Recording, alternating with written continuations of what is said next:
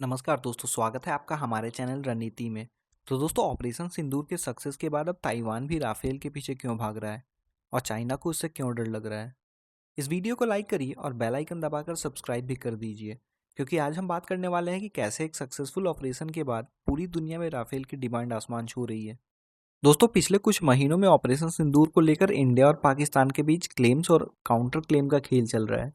लेकिन यह एक ट्विस्ट यह है कि ताइवान का यह डिसीजन ऑपरेशन सिंदूर के बाद आया है, जब पूरे दुनिया ने देखा कि मॉडर्न वॉरफेयर में कौन सा फाइटर जेट एक्चुअली काम आता है। दोस्तों, अब ताइवान की ज्योग्राफी को समझिए। यह एक आइलैंड नेशन है जो चाइना के सामने खड़ा है। उसे पता है कि अगर कभी भी कॉन्फ्लिक्ट हुआ तो उसके पास बहुत लिमिटेड टाइम होगा अपनी डिफेंस करने के लिए। अब डसाल्ट एविएशन के सीईओ ने बताया है कि वर्ल्ड वाइड मिराज 2000 से राफेल में ट्रांजिशन एक्सेलरेट हो रहा है, क्योंकि नेशन अपने ओल्डर फ्लीट को फेज आउट करके फ्रांस कंपनी के most advance multi role fighter में शिफ्ट कर रहे हैं। ताइवान के पास करेंटली 60 मिराज 2000 जेट हैं, जो अब रिटायरमेंट के करीब पहुंच गए हैं, और मेंटेनेंस का भी कॉस्ट बढ़ता जा रहा है। दोस्तों, अब बात यहाँ इंटरेस्टिंग हो जाती है, क्योंकि ऑपरेशन सिंदूर के दौरान जो भी कुछ हुआ उसने पूरी दुनिया के डिफेंस एक्सपर्ट्स को सोचने पर मजबूर कर दिया था। इंडियन आर्म फोर्सेस ने ऑपरेशन सिंदूर के तहत पाकिस्तान और पाकिस्तान ऑक्युपाइड कश्मीर में टेरर कैंप्स पर टारगेट स्ट्राइक किए थे, जिसमें राफेल ने स्कैल्प क्रूज मिसाइल और हैमर का यूज करके 9 टेरर कैंप्स को हिट किया था। लेकिन कंट्रोवर्सी यहाँ से शुरू होती है कि पाकिस्तान के डिफेंस मिनिस्टर ने क्लेम किया था कि उनके चाइनीज मेड J-10 जेट्स ने इंडियन राफेल को शॉट डाउन किया था। लेकिन इंडिया ने इन क्लेम्स को कंप्लीटली डिनाई किया है और कहा है कि यह एक फेक प्रोपेगेंडा है। अब सवाल यह आता है कि अगर ऑपरेशन सिंदूर में राफेल डाउन हुई थी, तो फिर ताइवान क्यों राफेल के पीछे भाग रहा है। तो दोस्तों, डिफेंस एक्सपर्ट्स का कहना है कि राफेल ने बहुत अच्छा काम किया था ऑपरेशन सिंदूर में, और ये सब बस प्रोपेगेंडा था चाइना का और वेस्ट का इंडियंस को डाउन दिखाने का। अब डिफेंस एक्सपर्ट्स का कहना है कि मिराज 2000 ने रिमार्केबल लीगेसी एस्टैब्लिश किया है। यह एक वर्सटाइल और रिलायबल मल्टी रोल फाइटर के रूप में जाना जाता था, लेकिन Rafale is more advance. Rafale में कुछ ऐसे कैपेबिलिटीज़ है जो ताइवान के लिए गेम चेंजर साबित हो सकते हैं।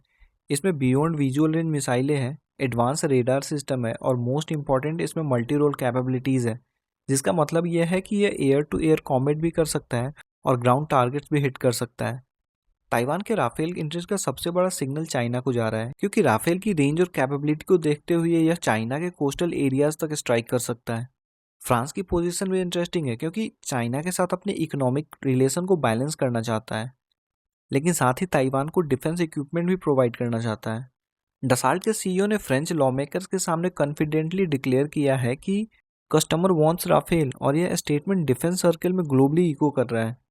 इंडिया के अलावा इजिप्ट, कतर, यूएई, क्रोएशिया जैसे कंट्रीज भी राफेल को प्रेफर कर रहे हैं, और अब ताइवान भी इस लिस्ट में शामिल होना चाहता है।